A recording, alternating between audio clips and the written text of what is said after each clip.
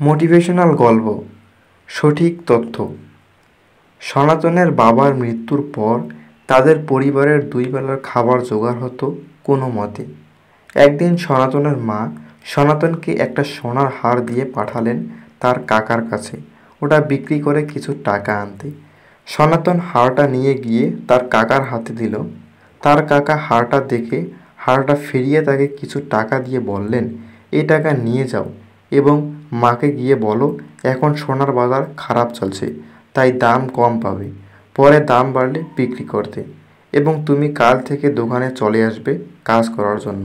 এরপর সনাতন ওই দোকানে কাজ শিখতে লাগলো এবং কিছুদিন পর সে সোনার কাজের দক্ষ হয়ে উঠল।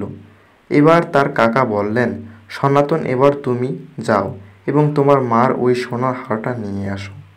সনাতন বাড়ি গিয়ে সোনার হারটা বের করে দেখল সেটি আসল সোনার হার নয়। সনাতন হার না নিয়েই দোকানে ফিরে এলো এবং কাকাকে সব খুলে বলল। তখন তার কাকা বললেন, আমি প্রথম দিন থেকেই জানতাম, কিন্তু তখন যদি তোমাকে এই কথাটা বলতাম তাহলে তুমি হয়তো ভাবতে আমাদের এই দুর্দিনে কাকা আমাদের সোনার হারকে নকল বলছে।